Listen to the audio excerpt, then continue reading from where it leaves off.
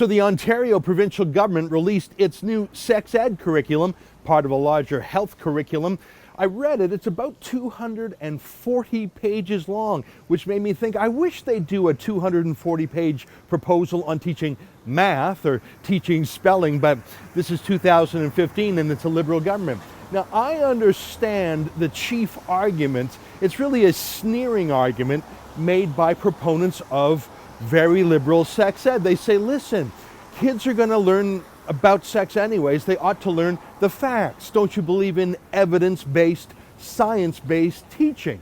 Okay, well, explain for me this. Let me just quote to you from page 197 in the curriculum what they're teaching grade 7 kids. That's kids who are 12 years old. Let me read this to you. This is the science and evidence-based sex ed curriculum. This is part of the discussion. Quote, one of the best things you can do to stop HIV is to stop the stigma that is associated with having the infection, unquote. This is part of a conversation that teachers are told to have verbatim with kids. But is that true? Can you stop HIV and AIDS by stopping the stigma? Now, I agree that we shouldn't stigmatize people with a disease, although I think that's a personal reaction, and perhaps some people do want to stigmatize the disease because it comes from promiscuous sex or drug use. We can have that debate, but that's a political debate. That's not science. That's just not true. It is not true that you stop the spread of AIDS by changing your political mind about whether or not it should be stigmatized. This is a debate for sure, but is it really something to tell 12-year-old children from the authority of a teacher? Let me read a few more excerpts from you from the curriculum.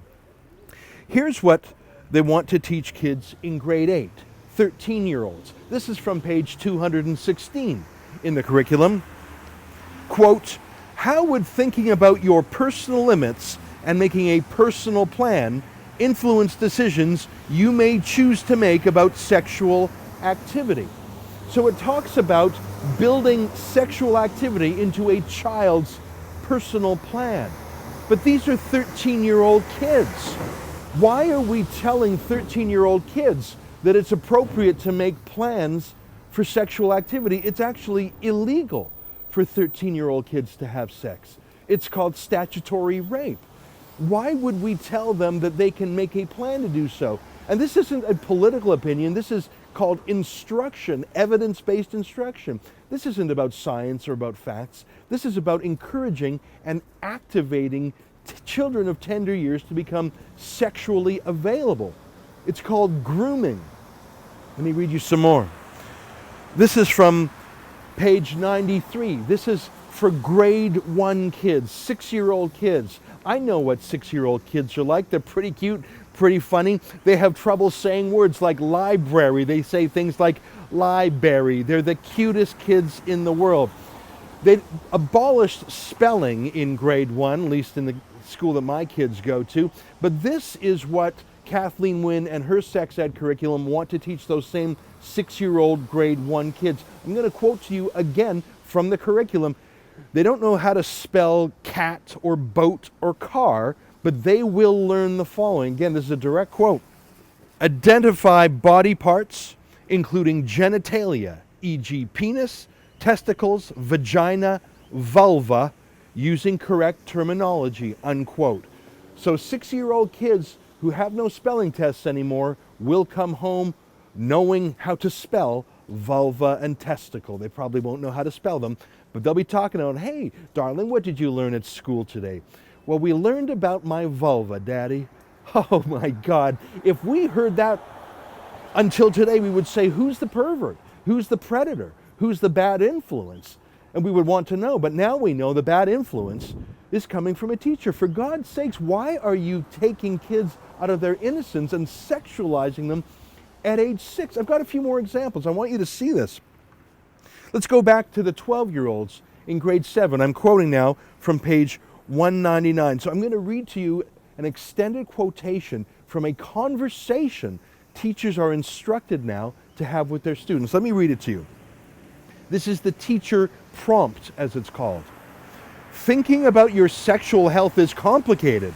It's important to have a good understanding of yourself before getting involved with someone else. It's not just about making a decision to have sex or waiting until you are older. It's about things such as your physical readiness, your sexual orientation and gender identity, your understanding of your own body, including what gives you pleasure. Can you explain what is meant by a moral consideration?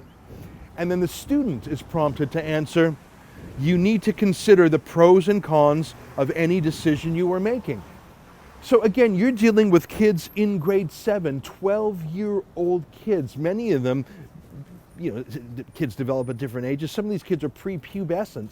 And you are telling them that they have the moral and legal capacity to make decisions about engaging in sex, to talk about complicated matters, and that they can decide to wait till they're older, or maybe they can decide to not wait, as if a child of 12 years old has the capacity to make that decision. Since when did we change the criminal law?